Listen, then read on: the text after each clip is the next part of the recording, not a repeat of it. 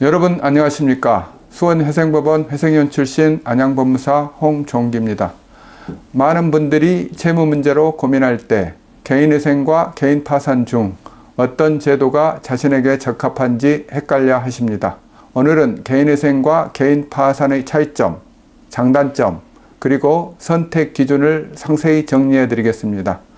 개인회생과 개인파산의 전체 그림을 이해하고 자신의 상황에 맞는 제도를 선택하는 데 도움이 되시길 바랍니다. 끝까지 함께 해 주시기 바랍니다. 우선 개인회생과 개인파산은 채무 문제를 해결하기 위한 법적 제도이지만 적용 대상과 과정에서 차이가 있습니다. 개인회생은 원금은 모두 갚는 경우도 있지만 그 경우는 그리 많지 않고 채무의 일정 부분이라도 변제할 수 있는 소득이 있는 채무자가 법원의 도움을 받아 경제적으로 재기할 수 있도록 돕는 제도입니다. 개인회생은 채무자의 소득, 재산, 채무 규모를 고려하여 적정한 변제 계획을 수립하고 성실히 납부를 완료하면 남은 채무를 면제받을 수 있는 제도입니다. 개인파산은 소득이 거의 없거나 있더라도 그 소득이 생계비 정도밖에 없는 채무자가 모든 재산을 처분하고 남은 채무를 전액 탕감받을 수 있는 제도입니다. 개인회생과 개인파산은 목적과 진행 방식에서도 명확한 차이가 있습니다. 첫 번째, 소득 여부입니다. 개인회생은 일정한 소득이 있는 경우에만 신청할 수 있습니다. 직장인, 자영업자 또는 정기적인 수입이 있는 프리랜서가 대표적인 대상입니다. 반면 개인파산은 소득이 거의 없거나 경제활동이 어려운 경우에 적합합니다. 예를 들어 실직 상태나 건강상의 이유로 소득이 없어진 경우 개인파산이 적합할 수 있습니다. 두 번째, 재산 유지 여부입니다.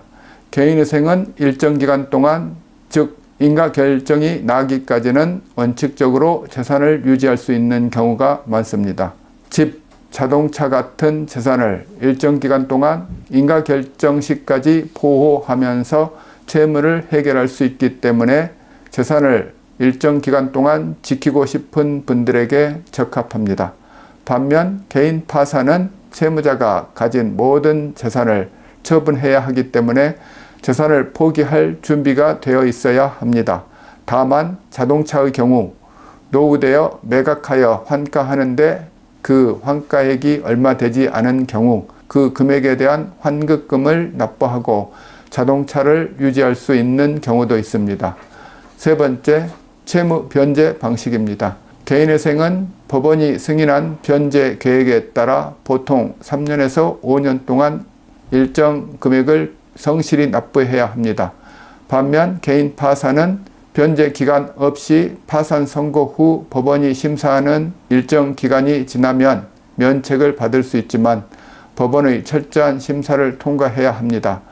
많은 분들이 모든 채무가 탕감되는 개인 파산 대신 일정 일을 해서 돈을 갚아야 하는 개인회생을 왜 선택하는지 궁금해 하시는데요. 두 제도의 장단점이 현저히 다르니 자신의 상황에 맞는 선택을 하는 것이 중요합니다. 개인회생은 채무 일부만 변제하고도 나머지 채무를 면제받을 수 있다는 점이 가장 큰 장점입니다. 특히 재산을 일정 기간 동안 유지하면서 채무 문제를 해결할 수 있는 유일한 제도입니다. 또한 개인회생 절차를 성공적으로 마친 후에는 비교적 빠르게 신용을 회복할 수 있습니다. 하지만 개인회생은 3년에서 5년 동안 정기적으로 변제금을 납부해야 하기 때문에 이 기간 동안 경제적 부담을 느낄 수 있습니다. 또한 변제 계획을 성실히 이행하지 못하면 법원이 인가를 취소할 수 있어 주의가 필요합니다.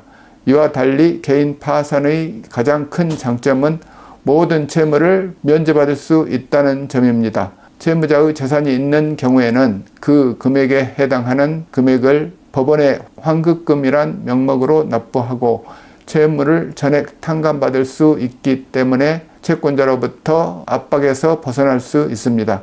그러나 개인 파산은 채무자의 재산이 있는 경우 그 재산을 처분해서 그 금액을 법원에 납부해야 하며 개인 파산 이후 회복까지 시간이 조금 더 걸릴 수 있습니다.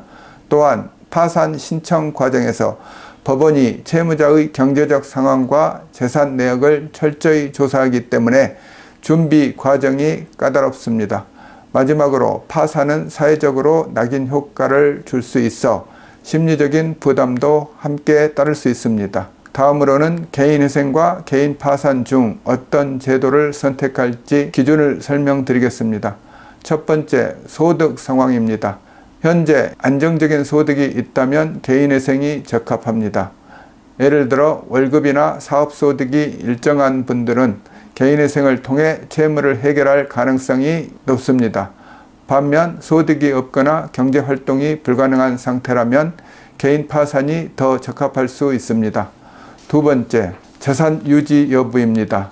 집이나 자동차 같은 재산을 일정 기간 동안 유지하고 싶다면 개인회생이 더 적합합니다.